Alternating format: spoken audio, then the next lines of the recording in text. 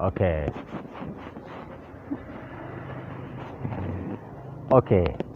My name's Mr. Robert Makoha Wangoho, rais wa bunge la Nakuru, na mimi pia ni human activist. Na kuwa activist huwa ni kazi ya kujitolea. Wewe uwe ni nani, but being an activist means you always stand with the people, by the people, and for the people, to fight for their rights, which are being violated by whichever sector of the government and even the leaders in that particular government. Sasa kuna mambo machache tu leo. Mimi nasikia fununu kwamba eti leo hii wewe ukienda Tanzania, kibahati mbaya ucheze kama wewe upate mtoto out of wedlock, eti kwamba wewe unastahili ukirudi nyumbani kwako Kenya kuhalalisha citizenship ya mtoto wako huyu ambaye ulipata nje ya ndoa, utahitajika kukof a whopping 1.2 million shillings ndio kuwe Mkenya na huyo mtoto wako. Kumbuka ulitoka nyumbani. Na wewe pia itamaanisha kama uko na citizenship ya hiyo nchi nyingine na uko na hii citizenship ya hii nchi inaitwa dual citizenship, eti hutalipishwa pesa mingi na serikali yako ya Kenya. Utatafuta tu shilingi milioni 1 peke yake, then you'll be required to acquire dual citizenship. Nimesikia kuna uwezekano saa hizi sasa eti ndio bei ya death certificate isiende juu sana, utahitajika ukimbia Huduma Center yenye iko karibu na wewe upate death certificate ujiwekee nyumbani, kwa sababu by the time you will die itakuwa imepanda mno na hautaweza gharama yake wakati utafariki. Na birth certificate ukizaa huyo mtoto ambaye umemzaa nje ya nchi ama ndani ya nchi, ina maana ya kwamba saa hizi birth certificate triple. ID card, kama huna shilingi 1,000 huwezi kuchukua hiyo ID card. Na kumbuka, IDs are very crucial document in our country Kenya, because there is no kind of transaction or attendance in a given office that you can be given without the national identity card. Now, besides that one, also there are speculations that kuna bei ya vitu kama passport ambayo tumekuwa tunachukua na shilingi 4,500, sasa hivi utahitajika kutafuta shilingi 7,500 ndio upate hiyo passport ambayo ni 30 pages. Kama unataka passport ya 50 pages, then itakulazimu utafute shilingi 12,000 peke yake ndio upewe hiyo passport, usafiri ngambo. Kama ni masomo upate masomo yako. Kama ni Calligraph Jones ameitiwa show mahali kama Canada, atahitaji kutafuta kiasi hicho cha pesa renew passport, ndiposa aende atafute mtaji angalau kuja kujiendeleza nyumbani. Now, mimi naanza kwa kusema hivi, choices have got what we call consequences, and this whatever that we are seeing today is as a result of our thick heads, whereby they used to warn us, but we used to think that maybe our brother, maybe our excellence was being fought. Hatukuwa tunaona kwamba tukiwa tunapea mtu fulani kiti tunamletea mamlaka ambaye itakandamiza Wakenya.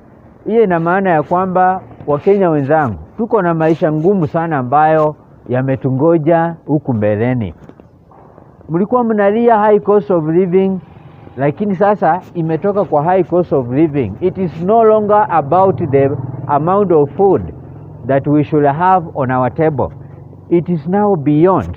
Imeenda beyond, and the result out of that may be that your child may never acquire quality education in Kenya. Your child, or even yourself, if you had a dream of traveling outside the country, you may never achieve such a dream. Leo hii kama ulikuwa unataka kuregister kuwa member wa bank fulani, kufungua bank account, ID is paramount. Lakini from the information we are receiving today, it means now it is a punishment for a Kenyan child to turn 18 years old, contrary to what we used to think in the past, because attaining an age of 18 years old will require you to acquire an identity card. And for that reason, whether you have the money in your pocket or not, you'll be required to come up with at least 1,000 shillings. And for example, if you accidentally lost your ID card, that will mean that you'll have to part away with only 2,000 shillings in your own country called Kenya for you to acquire that particular important document. What is the impact to that? Already nishakwambia kwamba impact ya upande ya watoto ambao wanafaa kushika ma ID card, sasa hawataona umuhimu wa aina yoyote kwenda kutafuta ID, na hiyo itasababisha kama ni bank ilikuwa inatarajia ikuwe na watu wamefungua accounts wengi, ama employee anaona niandike huyu mtu ili huyu mtu nikimwandika kazi afungue bank account, ndio mshahara wake upitie hapo, ndio bank zipate interest, ndiposa huyu mtu pia afaidi kupata mshahara wake, pengine aombe loan. Haitawezekana, kwa sababu wengi, licha ya kwamba hakuna jobs opportunities in Kenya, hata job ikitokea, pengine hiyo kazi inaweza potea iende mtu mwingine. Ikiwa ni wiki mzima huyu mtu anatafuta 1,000 apate ID, ndio aende atafute hiyo kazi, aandikwe hiyo kazi. Because I believe that you can never get a job nowhere in Kenya without the possession of an ID card. Now, I'm also reminding you that bank pia zita make losses, kwa sababu mtu ambaye anaona kwamba hii kazi lazima nikuwe na ID, hii kazi lazima nikuwe na nini, lazima nikuwe na ID ndiposa niende nifanye, huyu mtu ataonelea wacha nitafute kazi ingine. So ID peke yake ita discourage watu wengi sana. And when so many people lack this important document called the ID card, it means crime rate will also come up. Sababu vijana wengi hawataweza kuafford 1,000 kuchukua ID card, itakuwa ni vigumu for us to capture, or the government to capture some important details about those people. So that will mean that crime rate is likely to come up. So whatever the government of Kenya is coming up as policies, thinking that maybe it will put Kenyans and Kenya on the right track, actually we may end up messing up with almost everything as a country, na hiyo itatumiza sisi wenyewe. Na mimi nashangaa sana, kama overtaxation already ishaweza wa Kenya, where does the government through our able president Bwana William Samoei Ruto think that they are going to compel Kenyans get all this money that they are looking for? Mimi nilikuwa nafikiria huko zamani kwamba ukicreate economy ikuwe stable na pesa ikuwe mfukoni mwa hustler, hapo hivyo ukikuja ukifanya taxation ina make sense.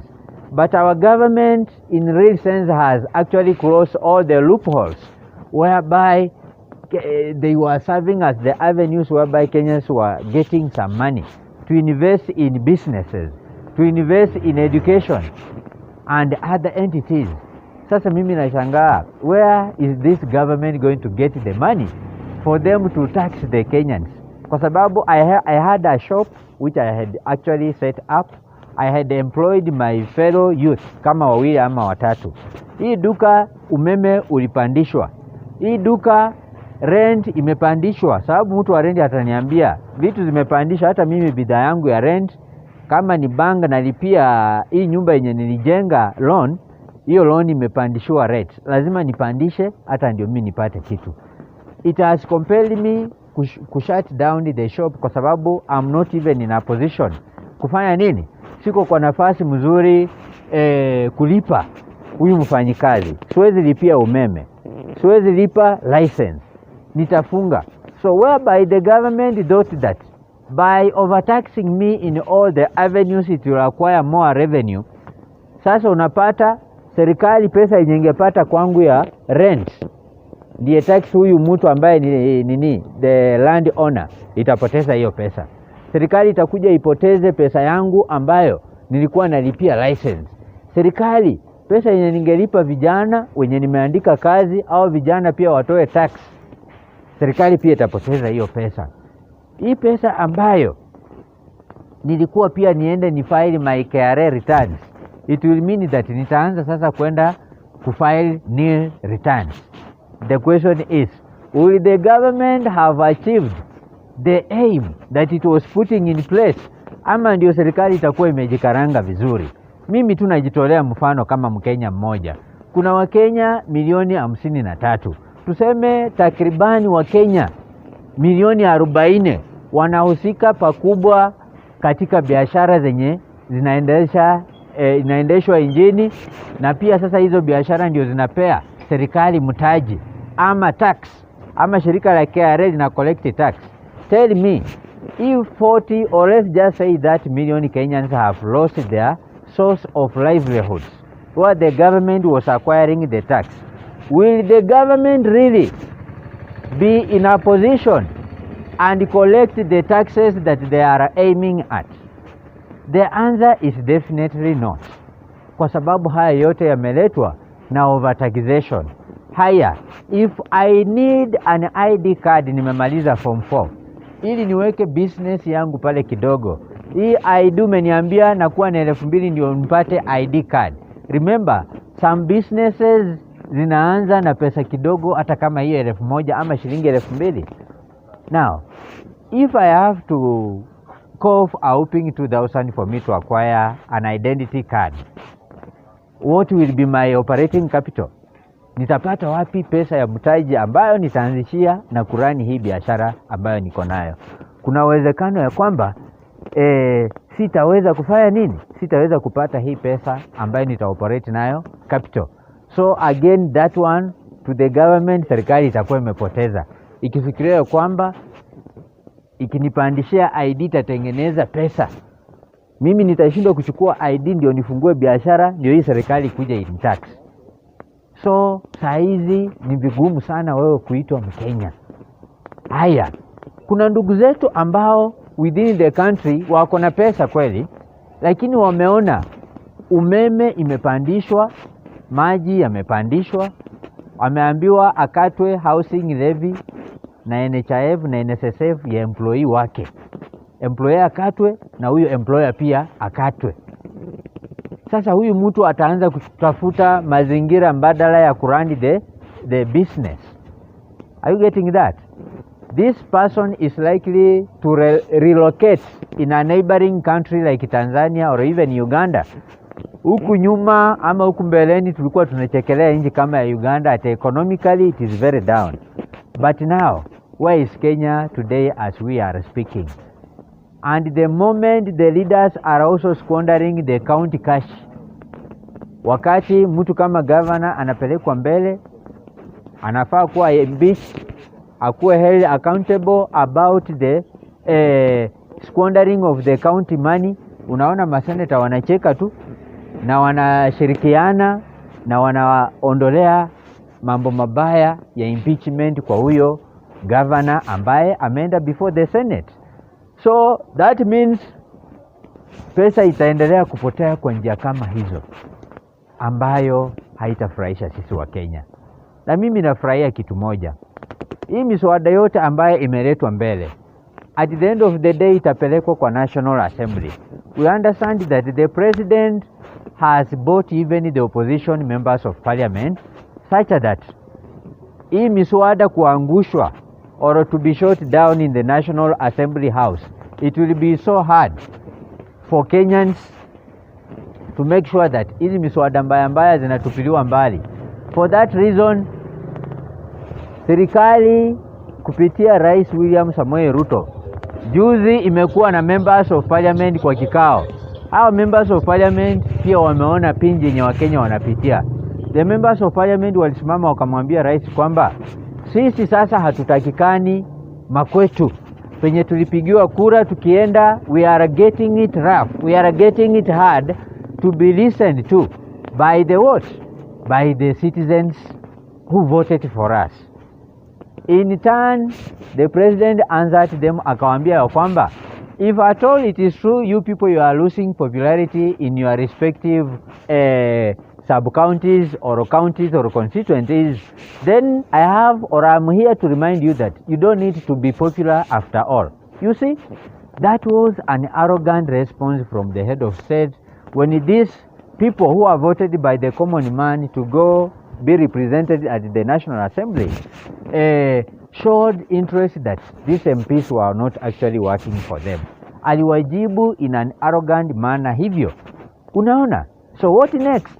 Kama huyu MP anaenda akiwa budi na mwananchi mwenye alimpea kura, what next? Watafukuzwa. What next when the head of state will also visit that area? Chances are huyu mwananchi anaweza kataa kwenda kuattend huo mkutano. Si ndio? Ama huyu MP atafukuzwa na huyu president wakikuja kuleta hata maendeleo, ambayo maendeleo pia itakuwa ni vigumu kwa sababu madeni yamekuwa mingi sana. Lakini unasikia at the end of the day serikali yetu inaendelea kufanya priority ya mambo ambayo yanaweza yakangoja. Now spending a whopping 91 billion Kenyan shillings to go and fight for a developed country called South America, a place called Haiti, it is uncalled for in our country Kenya. Because if you really have the hearts of Kenyans at heart, if you really have the demands, grievances and needs of Kenyans at heart, you will not as a country cough a whopping 91 billion shillings for the mission, as a budget for the mission of the Kenyan military men going to fight war in Haiti, whereby I'm totally sure that our Kenyan military men hawako well skilled kwa hiyo mambo, and we are at the end of the day likely to lose hundreds of them who will be going there. God forbid. Me, I never wish death to anybody. But ukweli usemwe kwamba the paramilitary skills that we acquire here in Kenyan training academies can never match those crooks whom we are informed that they have so far killed at least how many presidents? 4 presidents.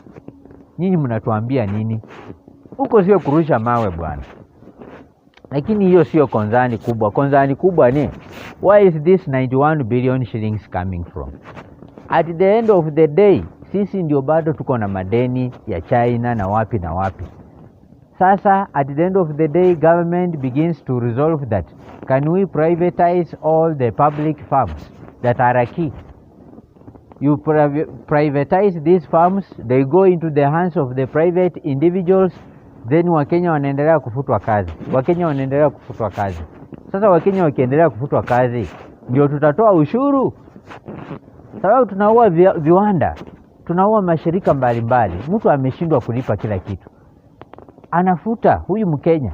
Ndio serikali ita collect taxes, ama tunaelekea wapi? Mimi nawaulizeni. It is so sad state of affair. So, as our president prepares to hold the press about the state of the nation, actually, I saw Senator Sifuna saying that it will be so disrespectful for him to go and listen to the double speaking man. Itakuwa ni makosa sana double speaking man afanye nini? Aende asikizwe. Kwa sababu rais wetu mpendwa huwa anasema hivi leo, kesha anabadilika. Ana promise hivi leo, anabadilika. Itakuwa ni makosa makubwa sana. So kuna viongozi ambao wamesema hawataenda kuattend hiyo address of the nation, kwa sababu wanajua Wakenya wanaendelea kuumia na rais wetu anawachezea shehe. Surely, where are we headed as a country? What did the Kenyans do to our able President William Samoei Ruto for them to deserve all this kind of humiliations yenye wanapitia? Sisi watu ambao tunatetea haki za kibinadamu, tunaona hata sisi tunashindwa sasa. Kwa sababu Mkenya mwenye aliamka saa 9 ya usiku akaenda kusimama kwa laini akapiga kura, hatuoni penye makosa yake yanatokea. Up to the extent kwamba apandishiwe sukari na unga na mafuta na umeme na NHIF na school fees, ili wajenge super highway, ili wapeleke polisi Haiti, ili watengeneze digital ID. Why is all this happening? Why will you spend a whopping 1 or 2 billion shillings on digital identity cards? At time, this person needs you to return the subsidy on important commodity ambayo ni chakula na mafuta na umeme na school fees. Hii ndio malipo yenye Wakenya wanaweza wekwa kwa CRB, hawezi wakaomba loans. Wale salaried civil servants, these salaried civil servants are also not capable of even making loan top-ups, kwa sababu payslips zimekatwa. Wamesurpass what we call their third rule, and once their third rule has been surpassed on a given payslip, this civil servant cannot be able to access the loan. There is this amount of money yenye huwa tunasema take home. Take home money ni muhimu kwa huyu mtu. Civil servant anaweza fika mahali ashindwe kuendelea kwenda kufanya kazi, kwa sababu kama ako na loan na unakuja unachukua hii pesa ambayo ni take home yenye huwa anabaki nayo akisurvive nayo na familia yake, unamkosea. Because part of the money that our government of Kenya is deducting from Kenyans and from their payslips is the house allowance. Another one is commuter allowance. Another one is the medical allowance. If you deduct, for example, the commuter allowance from the payslip of this person na upeleke kwa housing levy, ina maana kwamba wewe ulikuwa na lengo mzuri la housing levy, lakini in real sense hii pesa umesababishia huyu mtu hataweza kupanda gari aende distance ya 10 kilometers penye anafanya kazi. If you deduct the money kwa payslip ambayo ilikuwa ni a house allowance, huyu mtu hataweza kulipa nyumba, atafukuzwa, kwa sababu hii pesa umechukua ukaongeza ushuru kwa NHIF na NSSF. Huyu mtu hujamsaidia jameni. Ukichukua hii pesa ya medical allowance, alafu useme hii pesa sasa tutaleta mswada ambao utakuwa unakata hii amount of money. Hii pesa yenye imetumika ilikuwa ya allowance, imeenda kwa kazi yenye sio yake na hujaongeza mshahara. Inamaanisha unataka mtu mwenye alikuwa analipiwa NHIF akuwe nini? Akufe nyumbani kwake, kwa sababu hospitali hata bishana na wenye wanahudumu. Watamwambia wapi cash money ama wapi card. Anakosa kutoa card na pia anakosa kutoa cash money. Wanamwambia hapa sisi we are under tight instructions from the government that we are not allowed to serve people who don't have either of the two items, money or the medical card. Now, guess the future of this person. Huyu mtu at the end of the day atarudi nyumbani na mgonjwa wake, aanze kulilia hapo. Huyu mgonjwa hana chakula, hana matibabu, ana maumivu ya mwili. Huyu mtu ataumia. Huyu mtu kuna uwezekano atapoteza maisha. Now, serikali yetu ya Kenya, kweli utafight ujengee mtu super highway, utafight ujengee mtu uwanja wa mpira, utafight ujengee mtu nyumba, wakati huyo mtu hawezi survive. Huyu mtu amenyang'anywa medical allowance to an extent that akishikwa na magonjwa anafariki kwa nyumba yake. That is not what we were expecting. So our able President William Samoei Ruto, today afternoon, as you stand to give your State of the Nation address, we want you, or we are requesting you to revoke the sentiments that were made by the Interior Cabinet Secretary, that is Kithure Kindiki, that Kenyans are going to spend that whooping amount of money on things they have been getting free of charge. Tunataka usimame na uteteo wa Kenya. Simama na Wakenya rais, Wakenya ambao walikupigia kura. Wacha kuwakandamiza. Jana niliona waziri wa utumishi kwa umma, ama kwa kimombo mwenye tunasema Minister of the Public Service and Delivery, Bwana Moses Kuria, akiwa Nakuru tulimsikia akisema ya kwamba eti serikali inafanya mikakati kufungua hizo huduma centers. Hizi documents wanaenda kupandisha kumbe bei yake. ama walimaanisha sasa hawataki mtu akuwe na passport, ama walimaanisha mtu asikuwe na ID card? Na mimi nauliza, mbona wakati wa kura ukifika tutaanza kusikia kwamba in 1 week or in 5 days utakuwa umereplace ID yako ama umeshika ID na utapewa free? Mbona saa hizi mnataka Wakenya watozwe ushuru? Tafadhalini, sisi tunaumia huku mashinani. Saidieni wananchi wetu. Mama zetu wanafariki, watoto zetu wanashindwa kwenda mashuleni kusoma, na wanaume zetu mpaka wameshindwa kuoa, kwa sababu kama umeambiwa ukizaa birth certificate imepandishwa, utaoa uzae. Na hata birth certificate ingekuwa free, nguvu iko wapi ya kuzalisha mwanamke jameni? Na huyu mtoto akifika umri wa miezi 6, birth certificate inafaa ukuwe naye. Where will you get this birth certificate? With 2,000 shillings tutatoa wapi? Huyu mtoto akipata scholarship anafaa kwenda ng'ambo asome, anaambiwa passport ni 12,000. Fees na fare ndio hana. Passport atapata wapi hiyo pesa yote ndio aweze kuinunua, ndio aweze kuigharamia? So the government of Kenya, it is high time you heard the cries of Kenyans without necessarily people going to the streets to demonstrate, kwa sababu hata hawana nguvu ya kudemonstrate. Fanyeni juhudi zote mhakikishe kwamba maisha ya Wakenya inarudi mahali ambapo yalikuwa yanatakikana kuwa.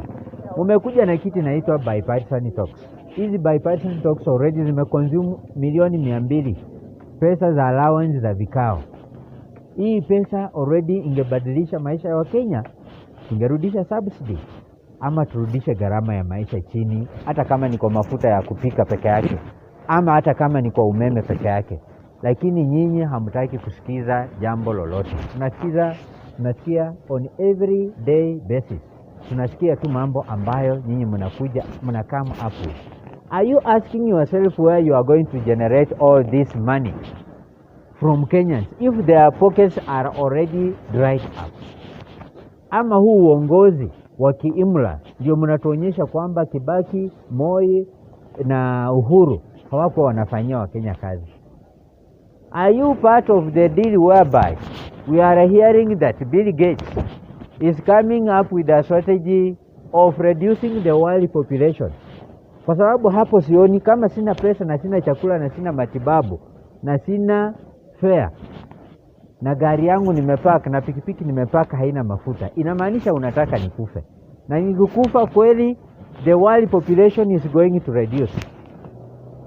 Leo ni birthday ya msichana ambaye anaitwa Nadia Mukami. Huyu Nadia Mukami aliimba wimbo wa kusema sio kelele ni maombi, sio uchawi ni maombi. Na kweli leo ni vigumu sana kukumbusha mtu ambaye alikuwa anaimbia Dr. William Samoei Ruto kwamba sio uchawi ni maombi, amepita kura kwa sababu ya maombi. Kama kweli ni maombi, mbona Wakenya wanalia wakati huu? Mbona Wakenya kuoga hata ni shida kununua sabuni? Umeme kwa nyumba hakuna. Tafadhalini, kama ni makosa Wakenya kupiga kura, Wakenya wenzangu, tupateni akili. Wacha wajiapishe huko State House next time general election ikifika. Tujue kwamba sisi hatuna umuhimu wowote kufinyana kwa laini na kuchukia ndugu zetu kutoka makabila zingine, sababu wanasiasa ndio huwa wanagonganisha wananchi wa huku chini. Si wananchi wanapendana. Leo hii mimi nakaa na kabila zote mahali penye niko, lakini kama serikali itakuwa inakandamiza hawa Wakenya kwa pamoja baada ya kuwaweka serikalini, then ina maana wacha wapitishane huko kwa National Assembly. Even the members of parliament can continue with the serving of the people without necessarily going to an election, because the moment they are voted in, they are harassed by the state. They don't do the job that the common man gave them mandate to do for them. Therefore, there is no need for us to be holding what we call an election. Na kama hii katiba yetu ya Kenya haina umuhimu wowote, let us do away with it. We give our president the full powers to run the country the way he wants. Because after all, with the Kenyan Constitution 2010 in place, we are not seeing anything that is being respected within the same document. Rais bado tu anafanya mambo yake jinsi anavyotaka. Mishahara amekata beyond the limit. Civil servants ndio huwa wanaleta circulation of money mashinani. Ndio mama zetu wanauza maembe, mboga na avocado ndio wapate kitu. Kama umekata mishahara mpaka umeingilia allowances zote zimekatwa, watu wengine wanashindwa kwenda kazi. Watu wengine wanashindwa kuomba hizo loan wakuje wanunulie mama zetu bidhaa muhimu. Where are we headed as a country? So mimi sina mengi. Rais Ruto, Mungu kama alikupenda akakupa nafasi ya kulidi wa Kenya, ujue kwamba alijua wewe ni mtu mzuri. Wewe umekuwa na kanisa Karen, leo uko na kanisa State House. Tunapenda you are leading as a good leader. Lakini sasa furahisha wa Kenya jameni. Warudishie maisha irudi chini. Na Mungu atakubariki hata kama utataka kujiongeza tamu zingine 2 ama 3. Hiyo miaka 7 utaruhusiwa utaenda. Hakuna mwenye atakuzuia kwa sababu already umeonyesha nia mzuri. Binadamu ukitaka akupende, anza kushughulika na tumbo yake kwanza. Kama tumbo ya binadamu iko empty, hata ukijenga hii gorofa it is useless. Hata ukijenga stadium it is useless. Hata ukituambia at the only products that are not going to be taxed ni spare parts za ndege, ni useless kwa sababu mimi sina ndege, mama mboga hana ndege. Ukituambia vifaa za spare parts za ndege ndizo hazitakuwa tax, unatudanganya kwa sababu only you rich classes of people are the ones that own those planes, Eurocopters and all that. Mimi hata baiskeli sina by the way. Ukiniambia umereduce bei ya vifaa za ndege na sio kitabu ya mwanafunzi na sio matibabu na sio bei ya unga na sukari, mimi hutakuwa umenisaidia. So thank you very much for watching. Thank you very much for listening to me. We look forward, we anticipate to see the government of Kenya coming up with the strategies that are going to see the high cost of living to the Kenyans coming down. May God bless you. And as I said, my names are Mr. Robert Makoha Wangoho. Thank you very much.